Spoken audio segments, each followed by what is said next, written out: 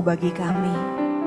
Kami sangat sadar kami orang berdosa, kami hina, kami berdosa, kami terhilang. Tapi kami bersyukur Tuhan, karena Tuhan tidak membuang kami, tapi justru Engkau datang mencari kami. Kami bersyukur karena Engkau menyelamatkan kami. Dengan darah-Mu yang mahal, Engkau mengubah kami menjadi pribadi-pribadi yang berharga. Terima kasih Tuhan. Kami bersyukur untuk anugerah-Mu. Bahkan bukan hanya itu saja, Engkau meneruskan kemurahan-Mu sampai hari ini. Kalau kami bisa berdiri di hadirat-Mu, kami tahu karena ada satu tangan, ada tangan yang tidak terlihat, yang terus memegang kami hingga hari ini. Dan akan terus memegang kami. Tidak pernah meninggalkan kami sedetik pun. Terima kasih Tuhan. Kami akan belajar dari firman-Mu. Kami rindu kiranya Allah Roh Kudus yang sudah ada di tengah-tengah kami. Engkau bekerja melampaui keterbatasan kami, hamba-Mu yang menyampaikan, umat-Mu yang mendengarkan. Supaya kami semua sungguh-sungguh mempersembahkan hati dan jiwa kami untuk dibentuk oleh firman Tuhan. Supaya Tuhan sungguh-sungguh dimuliakan dalam diri kami. Kami siap mendengarkan firman-Mu, di dalam nama Tuhan Yesus kami berdoa. Amin. Jemaat saya persilakan untuk duduk kembali. Shalom Bapak Ibu yang dikasihi Tuhan. Ya, selamat Natal bagi kita semua. Perayaan Natal yang lalu saya nggak bisa hadir ya, tapi saya yakin pasti ada sukacita, damai sejahtera yang melimpah bagi kita semua. Hari ini ada satu tema Natal juga ya, kita mau belajar dari orang Majus, gitu ya. Dan mari bersama-sama kita baca dari Matius pasal 2, ayat 1 hingga ayat yang ke-12. Kita baca bergantian ya, saya baca ayat 1, Bapak Ibu baca ayat 2, kita bergantian sampai ayat yang ke-12. Sesudah Yesus dilahirkan di Betlehem di tanah Yudea pada zaman Raja Herodes, datanglah orang-orang Majus dari timur ke Yerusalem dan bertanya-tanya, di manakah dia Raja orang Yahudi yang baru dilahirkan itu? Kami telah melihat bintangnya di timur dan kami datang untuk menyembah dia. Ketika Raja Herodes mendengar hal itu, terkejutlah ia beserta seluruh Yerusalem. Maka dikumpulkannya semua imam kepala bangsa Yahudi, lalu dimintanya keterangan dari mereka di mana Mesias akan dilahirkan. Mereka berkata kepadanya, di Betlehem di tanah Yudea, karena demikianlah ada tertulis dalam kitab Nabi. Engkau Betlehem tanah Yudea, engkau sekali-kali bukanlah yang terkecil di antara mereka yang memerintah Yudea, karena daripadamulah akan bangkit seorang pemimpin yang akan menggembalakan umatku. Lalu dengan diam-diam Herodes memanggil orang-orang Majus itu dan dengan teliti bertanya kepada mereka bila mana bintang itu nampak. Kemudian ia menyuruh mereka ke Betlehem, katanya, pergi dan selidikilah dengan seksama hal-hal mengenai anak itu, dan segera sesudah itu kamu menemukan dia, kabarkanlah kepadaku supaya aku pun datang menyembah dia. Ayat 9, setelah mendengar kata-kata raja itu, berangkatlah mereka dan lihatlah bintang yang mereka lihat di timur itu mendahului mereka hingga tiba dan berhenti di atas tempat di mana anak itu berada. Ketika mereka melihat bintang itu sangat bersukacitalah mereka. Ayat 11, maka masuklah mereka ke dalam rumah itu dan melihat anak itu bersama Maria ibunya. Lalu sujud menyembah dia. Mereka pun membuka tempat harta bendanya dan mempersembahkan persembahan kepadanya, yaitu emas, kemenyan, dan mur. Dan karena diperingatkan dalam mimpi supaya jangan kembali kepada Herodes, maka pulanglah mereka ke negerinya melalui jalan yang lain. Saudara, kalau kita mau belajar dari orang Majus, itu ada banyak poin yang bisa kita dapat. Dan kalau di dalam, saya lihat dari beberapa tulisan orang-orang, mereka tuh menyoroti orang-orang Majus ini orang-orang yang mau bayar harga, orang-orang yang setia, orang-orang yang berani, orang-orang yang macam-macam, begitu ya. Tetapi kalau saya melihat ada dua hal yang paling mendasar yang kita perlu pelajari. Yang pertama, bahwa orang-orang Majus ini mereka itu punya tujuan perjalanan yang sangat jelas. Ya, mereka punya tujuan yang sangat jelas, itu ada di dalam dua ayat. Ya, kita perhatikan ayat 2. Dan bertanya-tanya di manakah dia Raja orang Yahudi yang baru dilahirkan itu? Kami telah melihat bintangnya di timur dan kami datang untuk menyembahnya. Itu mereka punya rencana dari awal. Rencana dari awal mereka ada di timur, mereka jalannya jauh sekali, tetapi mereka punya tujuan yang jelas. Tujuannya adalah untuk menyembah Yesus. Ayat yang ke-11 itu bukan hanya wacana loh ya. Banyak orang kan bisa punya wacana, gitu ya. Banyak orang punya rencana, tapi begitu pelaksanaan meleset. Ya, pelaksanaan meleset. Tetapi orang-orang Majus ini beda. Ayat 11 dikatakan, ini setelah mereka lihat bintangnya ada di satu rumah itu, ya. Maka masuklah mereka ke dalam rumah itu dan melihat anak itu bersama Maria ibunya, lalu sujud menyembah dia. Mission complete. Mereka melaksanakan. Berbeda dengan Herodes kan. Kalau Herodes itu dia bilang begini, dia kan kaget loh begitu orang-orang Majus datang. Orang Majus itu datang langsung ke kota kan. Langsung ke kota, ke kerajaan malah. Terus waktu mereka ngomong, ada raja lahir. Kaget dia. Kaget dia. Setelah itu dia panggil orang Farisi, ahli Taurat, semua kumpul. Memangnya ada informasi tentang ini? Iya, ada informasi. Mereka kemudian ngomong, lahir di Bethlehem, Efrata, dan macam-macam begitu kan. Kaget semuanya. Kemudian dia ngomong, kamu memangnya lihat bintangnya kapan? Mereka mulai cerita, kami lihat cerita gini. Dia, oke, kalau gitu kamu pergi ya. Kamu pergi, teliti, perhatikan, pulang cerita ke aku. Supaya aku juga menyembah dia. Menyembah enggak?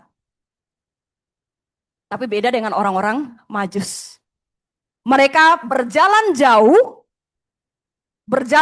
mereka berani bayar harga mahal, mereka menanggung semua konsekuensi karena mereka punya tujuan perjalanan yang benar. Ya, tujuan perjalanan yang benar. Tujuannya benar, makanya mereka berani bayar harga. Saudara, sama juga dengan hidup kita, saudara. Kita kalau punya tujuan yang jelas dalam hidup kita, itu akan menentukan perjalanan sepanjang apapun, serumit apapun, kita akan tetap berani bayar harga. Tanggung konsekuensi. Begitu ya? Tujuan hidup yang benar, yang jelas membawa kita untuk hidup dengan benar. 1, 2, 3. Tujuan hidup yang jelas membawa kita untuk hidup dengan benar. Pertanyaannya, kita hidup untuk apa, saudara? Saya sering pertanyaan ini saya lontarkan ke anak-anak muda, gitu ya. Saya punya mahasiswa UTM di Madura, satu kelas 100. Saya sering tanya mereka, kamu hidup untuk apa? Kamu hidup untuk apa? Banyak di antara mereka jawabannya bagus. Jawabannya adalah untuk membanggakan orang tua. Bagus nggak? Kita kalau dengar orang tua, dengar anak kita itu berjuang susah payah, tujuannya membanggakan orang tua tuh terpesona nggak? Tersepona nggak? Biasa orang tua bukan terpesona, tersepona dia. Gitu kan? Kenapa? Anakku api, membanggakan orang tua. Caranya gimana membanggakan orang tua? Ayo. Sukses. Kuliah, sukses ya harus kuliahnya lulus dulu. Ya kan, mau sukses kuliah nggak lulus-lulus gitu ya. Kuliah lulus. Punya kerjaan, menghasilkan uang banyak, karir bagus, orang tua bangga. Kelihatannya bagus ya. Tapi saya beritahu, tujuan hidupmu terlalu rendah. Karena kalau tujuanmu hanya sekedar membanggakan orang tuamu melalui prestasi, uang, dan lain-lain, saudara menghalalkan segala cara untuk dapat itu. Ada yang terang-terangan, Bu, saya capek miskin, saya kepengen kaya. Saya bilang ini calon-calon koruptor masa depan. Kalau tujuan hidup adalah uang, saudara akan mencari uang dengan segala macam cara, saudara. Terlalu rendah untuk dihidupi tujuan itu. Kita harus punya tujuan hidup yang jelas, yang benar. Kalau tujuan hidup kita adalah menyembah Allah, orang-orang Majus ini ya, mereka menempuh segala rintangan menyembah Tuhan. Kenapa? Mereka punya tujuan yang benar. Tujuan hidup kita yang layak untuk kita hidupi, itu adalah mempermuliakan Tuhan. Ada banyak orang di dunia ini mencari semua yang mereka, kita gampang tersesat saudara dengan tujuan-tujuan hidup yang palsu. Kadang-kadang kita berpikir tujuan hidup itu adalah kenyamanan. Asal kita nyaman, kita berjuang untuk bisa nyaman. Kita berpikir tujuan hidup kita itu adalah kesembuhan, tubuh yang fit, kita memperjuangkan itu. Kita membayar harga segala macam untuk bisa dapat nyaman, bisa dapat sehat, bisa dapat kaya, bisa dapat sukses. Ini kita tidak sadar disesatkan. Saudara bayangkan kalau saudara hidup puluhan tahun dalam tujuan yang salah. Kalau tujuan hidup kita tidak jelas, tujuan hidup kita salah, keliru. Tidak mungkin kita punya gaya hidup yang benar. Tidak mungkin, saudara. Kita lihat orang-orang Majus itu ya, saudara. Mereka rela menempuh perjalanan jauh. Orang-orang Majus itu, kalau bahasa Indonesia Majus. Kita ngerti nggak Majus itu artinya apa? Gak ngerti ya, puluhan tahun jadi orang Kristen, orang Majus. Kita nggak ngerti orang Majus apa. Kalau kita lihat di dalam bahasa Inggris, mereka banyak menerjemahkan itu wise man. Man-nya itu jamak. Bukan man tunggal, man jamak gitu. Jadi ada beberapa orang bijak, beberapa orang pintar gitu ya. Tapi kalau dalam bahasa Yunani kita dapat magoi. Magoi itu adalah orang-orang bijak, tapi jumlahnya banyak. Kalau kita seringkali lihat drama, orang Majusnya ada berapa orang? Padahal Alkitab nggak ngomong ada 3. Hanya kita nebak-nebakkan Mas, Kemenyan, Mur. 3 kan? Yang satu-satu pegang 1, 3 lah. Begitu ya. Satu orang pegang 1, 3. Nah itu nggak benar ya. Bisa jadi lebih dari 3, tapi itu nggak terlalu penting sebenarnya. Hanya kita perlu mengerti yang benar gitu ya. Alkitab nggak pernah ngomong ada 3 orang. Bisa jadi lebih, tapi itu bukan isu, itu juga nggak terlalu pengaruhi nilai yang mau kita pelajari. Begitu ya. Dan dikatakan mereka ini dari timur. Timur tuh mana? Nggak jelas juga tempatnya. Bisa Media, bisa Persia, bisa Mesopotamia. Orang-orang yang pinter. Itu negara-negara yang orang-orangnya tuh ahli perbintangan. Mereka itu pinter. Gitu ya. Mereka orang-orang pinter. Mereka tuh jauh banget. Jauh banget. Mereka harus menempuh perjalanan begitu jauh. Dan saudara, dikatakan kalau kita baca di dalam ayat 1 tadi. Dikatakan ketika Yesus lahir. Jadi Yesus lahir dulu. Baru mereka start jalan. Dari timur sampai ke Yerusalem itu jaraknya jauh. Jadi mereka menempuh perjalanan jauh. Kalau hari ini kita ke luar negeri gitu ya, kemana. Terus paling lama berapa? 20 jam, 24 jam begitu ya. Udah nyampe. Kenapa pakai pesawat? Dulu nggak ada pesawat. Dulu nggak ada mobil. Dulu nggak ada kereta. Adanya apa?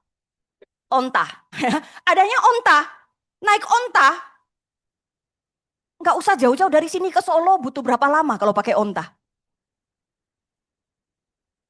Jadi kalau Yesus lahir dia pakai onta boleh start.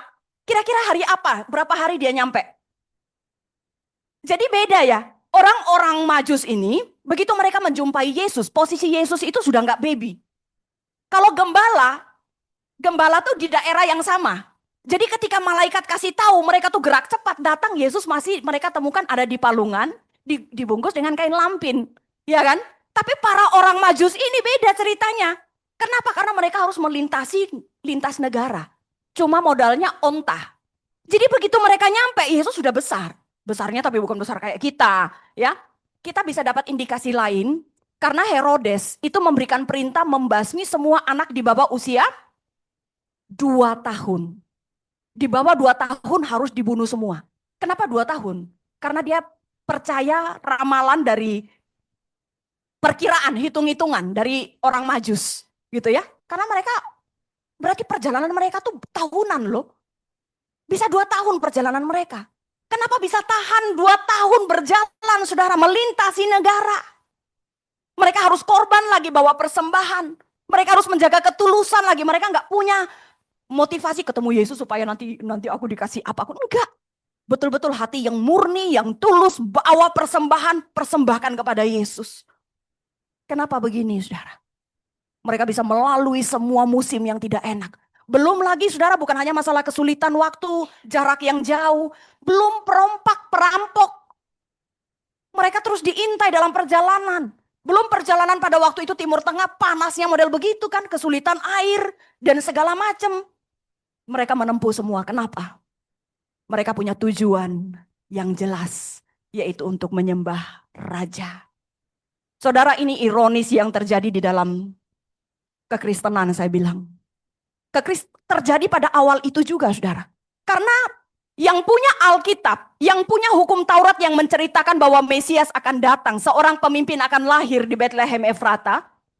Itu bukan orang-orang Persia ini, bukan orang-orang timur ini. Yang punya data, yang punya catatan bahwa Yesus akan lahir, Mesias akan lahir, itu orang Yahudi saudara. Iya kan? Ahli Taurat yang punya catatan. Jadi harusnya mereka lebih tahu kan. Mereka lebih tahu, mereka lebih tergugah untuk datang menyembah. Ternyata tidak, saudara. Justru orang yang tidak pernah kenal Tuhan, mereka lah yang Tuhan pimpin datang berjumpa dengan Tuhan. Saudara, ini saya jujur, saya kadang-kadang ini bisa terjadi dalam gereja, saudara. Kita semua yang bilang punya Alkitab, kita semua yang bilang kita mengenal Tuhan yang benar. Tapi berapa banyak yang datang sungguh-sungguh tulus menyembah Tuhan. Jangan-jangan kita justru kaget dengan apa yang Tuhan kerjakan. Justru orang yang tidak pernah kenal Tuhan, yang justru menyembah Tuhan. Itu ironis menurut saya. Saudara yang dikasihi oleh Tuhan, tanpa tujuan hidup yang jelas, tidak ada kehidupan yang benar. Sama-sama 1, 2, 3. Tanpa tujuan hidup yang jelas, tidak ada kehidupan yang benar. Saudara hidup untuk apa? Saudara hidup untuk apa? Kalau saudara hidup untuk kemuliaan Tuhan, maka saudara akan belajar, apakah aku sudah jadi istri yang memuliakan Tuhan? Kalau aku berlaku seperti ini kepada suamiku, Tuhan dimuliakan enggak ya? Kalau suami memperlakukan istri gitu ya, dia akan bertanya, aku sudah jadi suami yang mempermuliakan Tuhan belum ya? Kita membesarkan anak kita kan, Tuhan sebagai orang tua saya sudah membesarkan anak. Caraku membesarkan anak mempermuliakan Tuhan enggak ya? Cara kita punya bisnis, kita punya pekerjaan, kita akan terus tanya, Tuhan pekerjaanku sudah memuliakan Tuhan belum ya? Karena Tuhan desain kita bukan untuk mengejar kenyamanan kita, kesuksesan. Tapi Tuhan desain kita, grand design Allah, itu adalah untuk mempermuliakan Tuhan. Saudara, kalau kita punya tujuan yang jelas, aku hidup mempermuliakan Tuhan. Tidak peduli musim kita dalam kehidupan kita berganti. Tetap tujuan kita jelas. Dan kita pasti akan sampai pada tujuan. Pasti kita sampai pada tujuan. Loh Bu, tapi hidup saya tuh runyam Bu. Pergumulan saya banyak Bu. Saya punya sakit, saya punya kekurangan di sana sini. Bu, hidup saya nggak enak Bu. Nggak ada orang yang hidupnya enak. Tapi semua orang yang hidup, Tuhan desain hidup kita silih berganti, suka duka silih berganti. Tujuannya supaya hidup kita tuh menjadi panggung yang memamerkan kemuliaan Allah. Jadi yang menjadi ambisi kita, tujuan kita, itu adalah memuliakan Tuhan. Sehingga di tengah-tengah kekurangan kita, di tengah-tengah kesakitan kita, kita berdoa, Tuhan, aku percaya Tuhanku hidup. Aku percaya Tuhanku ada. Aku percaya Tuhan berdaulat atas hidupku. Aku percaya Tuhan mengatur hidupku dengan sempurna. Jadilah kehendakmu. Tuhan tolong supaya namamu dipermuliakan di dalam diriku. Itu harusnya menjadi ambisi kita. Menjadi tujuan kita hidup gitu loh. Untuk mempermuliakan Tuhan. Saudara, saya beberapa waktu ini, mungkin sebagian di antara ibu-ibu tahu gitu ya, saya merawat mama saya. Gitu ya, jadi hampir 2 bulan. Dan ini baru tadi saya pelayanan dari satu tempat ke tempat ini. Baru dapat kabar lagi mama masuk UGD lagi. Gitu ya, jadi 2 bulan ini saya ngurusi mama saya. Mama saya punya luka yang cukup besar. Ya, jadi di Surabaya sudah disuruh amputasi. Potong kaki gitu ya, potong kaki.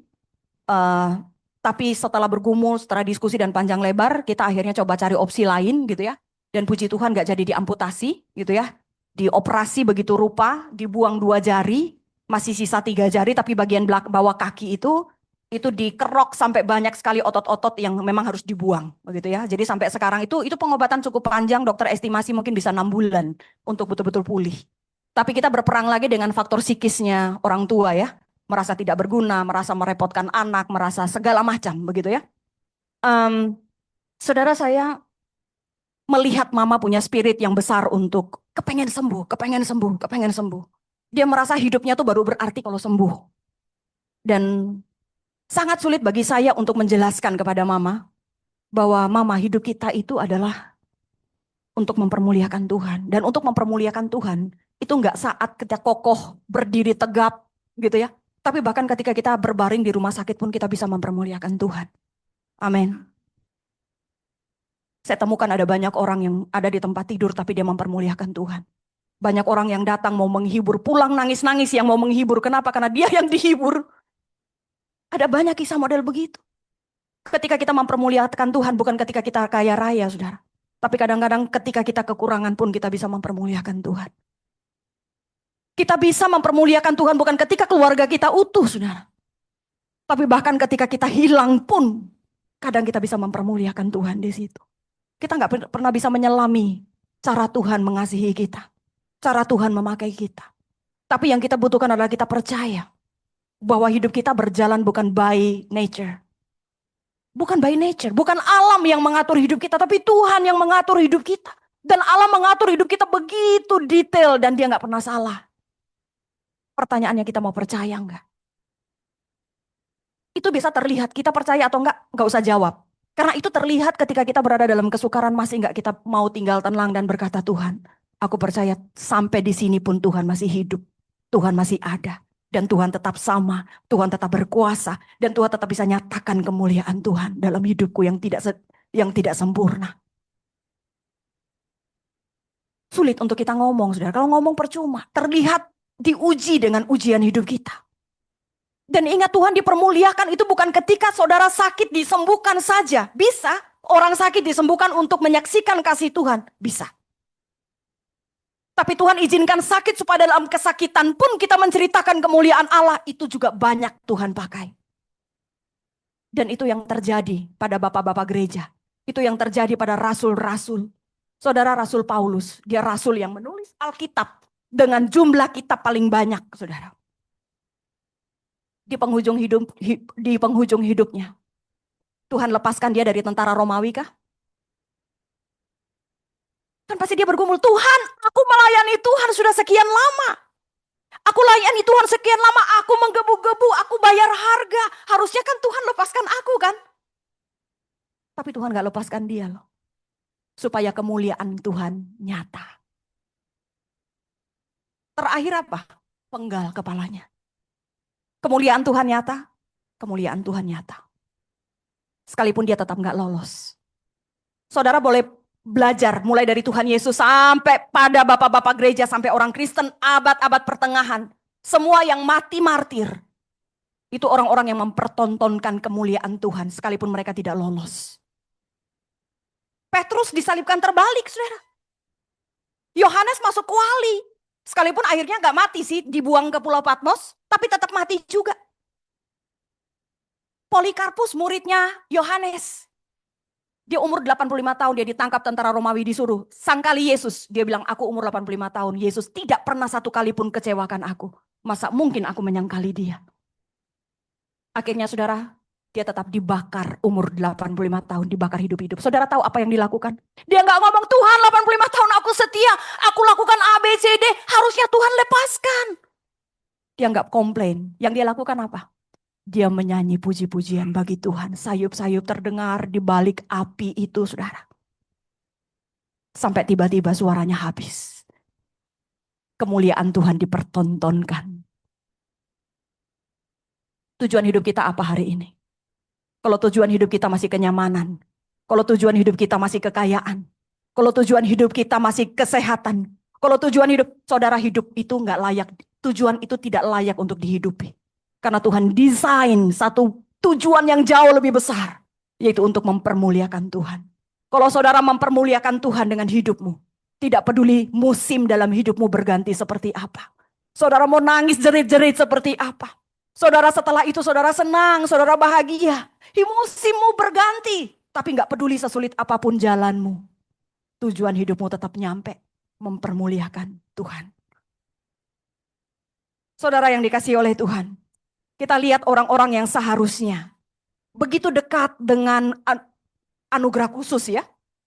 Kalau kita belajar teologi itu kita kenal namanya anugerah khusus dan anugerah umum. Anugerah umum itu adalah anugerah yang diberikan kepada semua orang. Percaya nggak percaya semua dapat. Misalnya apa? Matahari, bulan, bintang gitu ya. Hujan, panas, itu semua anugerah umum. Tapi anugerah umum itu hanya sekedar buat orang tahu bahwa ada Allah. Tapi nggak kenal Allah yang benar yang kayak apa. Ada yang namanya anugerah khusus. Anugerah khusus itu adalah Alkitab. Alkitab bisa membawa kita kepada Allah yang benar, Yesus Kristus. Ya kan? Anugerah khusus yang lain adalah Yesus Kristus sendiri. Karena kalau orang nggak percaya Yesus, dia nggak mungkin mendapatkan keselamatan. Dia nggak mungkin didamaikan dengan Bapa. Dia harus selesaikan dosanya sendiri. Karena dia nggak percaya Yesus gitu ya. Jadi Yesus itu anugerah khusus. Saudara, kalau mau dibilang ahli Taurat orang Farisi, mereka punya hukum Taurat. Mereka punya hukum Taurat. Tapi orang-orang ini sekalipun mereka begitu dekat kelihatannya dengan Yesus, dengan Allah begitu ya. Tapi sayangnya mereka tidak datang menyembah dia. Tidak datang menyembah dia. Jangan sampai ada di antara kita. Jangan sampai terjadi di antara kita. Kita kelihatannya dekat dengan gereja. Kita kelihatannya dekat dengan Alkitab. Alkitab satu rumah bisa punya 5, bisa punya 6 begitu kan. Nggak peduli saudara mau koleksi berapa banyak. Tapi kalau Tuhan tidak pernah menjadi tujuan hidupmu, itu percuma. Ya, karena tidak ada penyembahan yang benar tanpa tujuan hidup yang benar. Ya, tidak ada penyembahan yang benar tanpa saudara memiliki tujuan hidup yang benar. Kalau tujuan hidup saudara salah, ibadah menjadi manipulasi loh. Betul nggak? Gereja bisa jadi manipulasi. Kita datang gereja, orang semua bilang, wah ini ibu rohani. Kenapa? Tiap minggu dia datang gereja. Itu bapak rohani. 1 minggu 3 kali dia ke gereja. Tapi ke gerejanya berarti untuk apa? Hanya mendapatkan pengakuan orang. Dia ke gereja untuk apa? Hanya mengatasi rasa bersalah. Atau kadang-kadang ke gereja karena kalau kamu mau diberkati Tuhan, datang cari Tuhan. Ini nasihat nenek-nenek biasa kalau di kampung-kampung ya. Ke gereja supaya kamu diberkati. Kalau nggak ke gereja gimana mau diberkati? Ke gereja supaya diberkati. Nasihat-nasihatnya kelihatan bagus gitu ya. Tapi kita datang ke gereja cari Tuhan untuk apa? Bukan untuk cari Tuhan sendiri. Tapi cari berkat-berkatnya. Itu sakit loh. Sakit loh. Saudara kalau mama, saudara kalau papa pergi kemana-mana pulang. Anak excited gitu ya. Tapi ternyata dia senangnya bukan karena engkau. Dia senangnya karena hadiah-hadiah yang engkau bawa. Itu sedih loh. Itu sakit. Seringkali kita perlakukan Tuhan juga sama kayak begitu. Kita cari dia, kita layani dia bukan karena dianya. Tapi karena apa yang akan kita dapat dari situ. Itu kita perlu betul-betul hati-hati. Ya, tanpa ada penyembahan tidak ada penyembahan yang benar tanpa memiliki tujuan hidup yang benar. Saudara yang dikasihi Tuhan, kita lihat Herodes ya. Kita lihat Herodes. Kemudian ia menyuruh mereka ke Betlehem, katanya, pergi, selidikilah dengan saksama hal-hal mengenai anak itu. Segera sesudah kamu menemukan dia, kabarkanlah kepadaku. Supaya aku pun datang menyembah dia. Saudara, supaya aku pun datang menyembah dia. Ini rencananya. Yang dilakukan apa? Terlaksanakah? Ternyata tidak, saudara, ini manipulasi. Dia memanipulasi orang-orang Majus untuk mendapatkan informasi. Karena setelah itu, yang dia lakukan adalah membasmi semua bayi di bawah 2 tahun. Saudara, sebuah tindakan manipulasi. Dan inilah yang terjadi, saudara. Penyembahan yang benar. Penyembahan yang benar itu adalah ekspresi. Ini saya pikir kita skip saja ya. Kita langsung ke yang kedua. Gitu ya. Ke yang kedua. Jadi yang pertama itu adalah tujuan perjalanan yang jelas. Ya, tujuan perjalanan yang jelas itu membuat mereka berani membayar harga. Ya, mereka mau menempuh perjalanan jauh, mereka mau kehilangan harta benda, mereka mau memberikan persembahan, mereka mau punya hati yang tulus. Kenapa? Karena mereka punya tujuan hidup yang jelas. Yang kedua, orang-orang Majus ini mereka bersuka cita ketika berjumpa dengan sang raja. Kita lihat ayat 10, ini ketika mereka berjumpa ya. Jadi ketika bintang itu berhenti, di sana dikatakan sangat bersukacitalah mereka.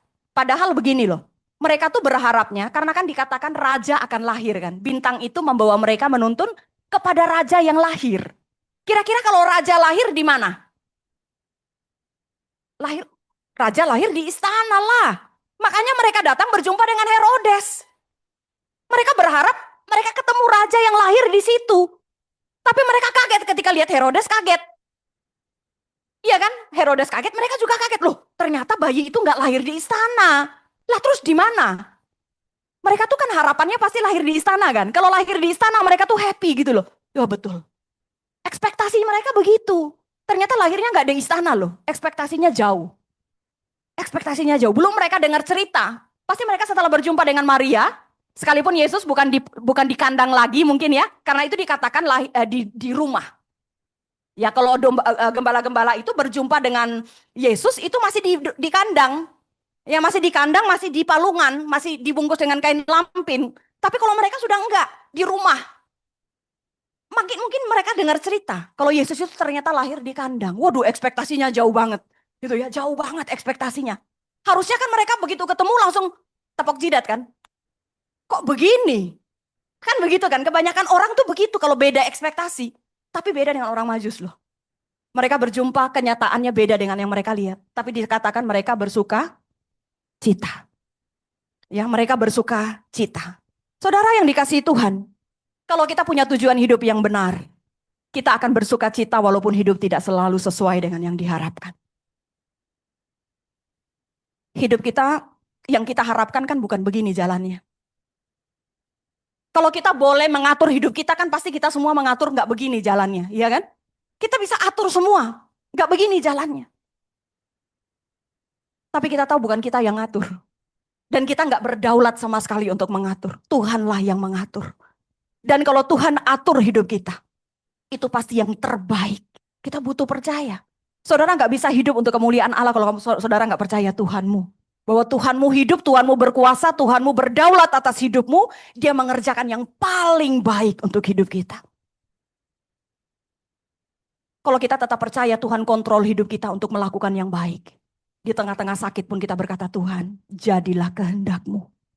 Supaya di dalam diriku Tuhan dipermuliakan. Ekspektasi kita beda. Yang kita harapkan beda. Tapi kalau kita tahu kita hidup untuk kemuliaan Allah. Kita tetap bisa bersuka cita. Di tengah-tengah hidup yang tidak sempurna. Di tengah-tengah perjalanan yang sangat sukar. Saudara, perjalanan orang-orang Majus sangat sukar. Perjalanan yang sangat panjang dengan semua konsekuensi. Mereka temukan Yesus ternyata bukan lahir di kerajaan, bukan lahir di pusat kota. Yesus lahir justru di kandang binatang. Mereka mau berkorban, memberikan persembahan yang terbaik. Mereka mau jalan berputar waktu pulang. Karena apa? Ada mimpi kan? Tuhan kasih mimpi kepada mereka. Jangan pulang lewat jalan lama. Karena kalau kamu pulang jalan lama, Herodes tunggu. Jalan berputar. Dan jalan berputar itu konsekuensi lagi, saudara. Mereka nggak tahu apa yang akan mereka hadapi lagi di sana. Akan sukarkah jalan mereka? Tapi mereka dengan iman, mereka tahu Tuhan buat yang baik. Mereka tetap jalan putar, taat sama Tuhan. Semua perjalanan sukar, tapi tetap ada sukacita. Karena mereka tahu mereka hidup untuk memuliakan Tuhan. Saudara, saya nggak tahu hari ini saudara sedang bergumul karena apa. Saudara sedang berkata hidupku nggak baik-baik saja, Bu. Hidup saya susah. Saya bergumul. Tapi saya mau beritahu. Selama engkau menjadikan Tuhan menjadi tujuan hidupmu. Percayakah engkau bahwa Tuhan sedang merancangkan yang paling baik buat engkau? Satu hari ada seorang anak kecil, saudara. Dia duduk di bawah di lantai. Mamanya lagi duduk di kursi, lagi nyulam. Semua tahu menyulam? Kecuali anak-anak muda mungkin nggak tahu menyulam itu apa. Nih tahu menyulam. Wah, biasanya di sekolah supaya melestarikan gitu ya. Ada kegiatan-kegiatan begitu ya supaya anak-anak tahu ya. Saudara, biasanya kalau orang nyulam yang bagus tuh bawahnya atau atasnya? Bawahnya? Anaknya bilang begini, dia lihat, dia noleh mamanya. Mah, jelek banget mah, apa yang mama bikin? Iya nak, karena kamu lihat dari bawah. Perspektif bawah pasti lihatnya jelek. Coba lihat atas, sini, lihat. Pas dia lihat, rumah bagus banget. Ternyata mau bikin bunganya keren gitu. Saudara, seringkali ini menjadi gambaran buat kita. Cara Tuhan bekerja kadang-kadang kita lihatnya dari bawah kan. Semrawut, gak jelas. Makanya kita bisa bilang hidupku kacau. Hidupku gak jelas.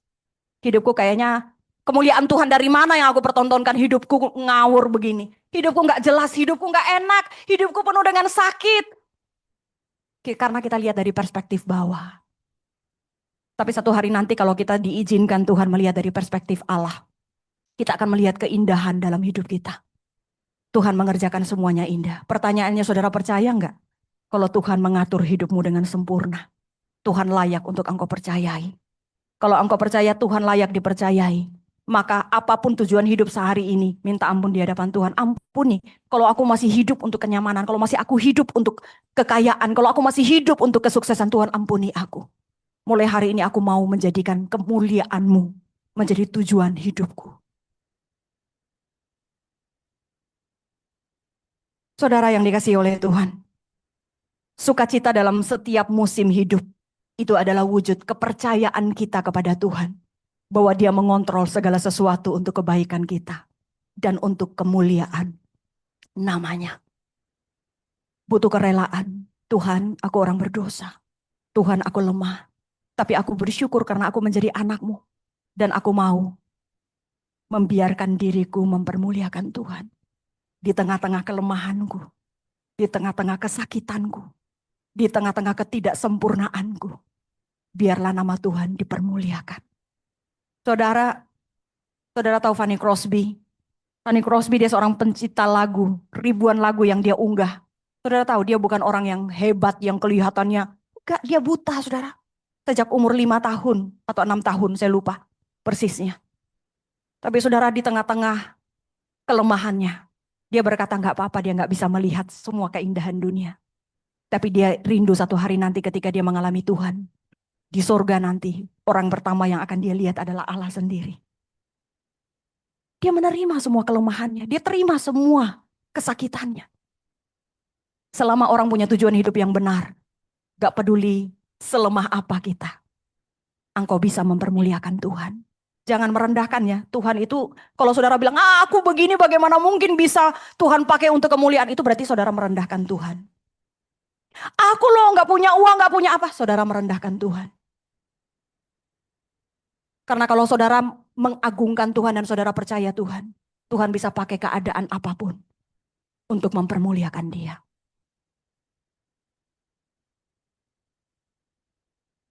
Saudara saya, ada satu hal yang sebenarnya saya mau cerita. Saya berharap saudara bisa terima ini dengan tidak menyalahartikan ya, tidak menerima dengan salah. Saudara, ketika mama saya sakit, perawatan mama cukup mahal, gitu ya. Perawatan mama cukup mahal. Dan sebagai hamba Tuhan saya nggak bisa berbuat banyak. Ya, sebagai hamba Tuhan saya nggak bisa berbuat banyak. Saya sempat sharing gitu dengan salah satu di antara kita, gitu ya. Keluarga saya, saudara-saudara saya, gitu ya. Hampir semua saudara-saudara saya mereka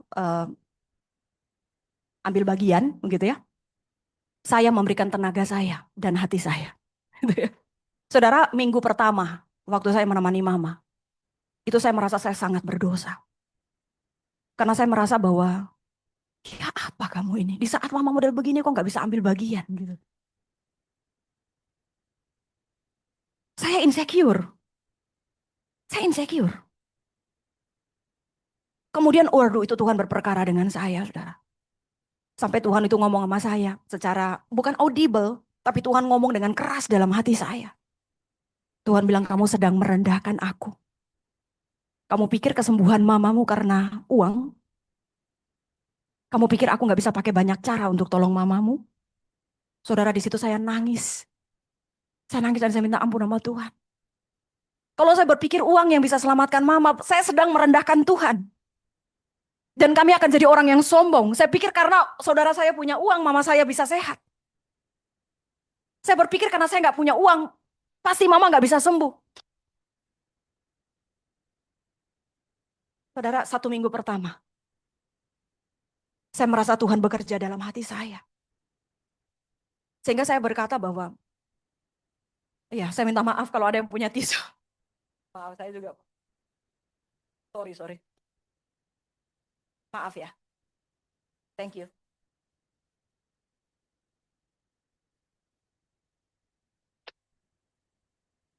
Saudara, saya terbiasa sebagai hamba Tuhan. Saya terbiasa untuk menghargai setiap berkat Tuhan. Sebagai hamba Tuhan, saya selalu percaya bahwa Tuhan berdaulat atas hidup saya. Saya selalu mencukupkan dengan apa yang ada dan saya nggak pernah komplain karena saya tahu hidup bukan tentang uang. Saya tahu hidup bukan untuk kenyamanan. Saya tahu itu dan saya terlatih itu bertahun-tahun, saudara.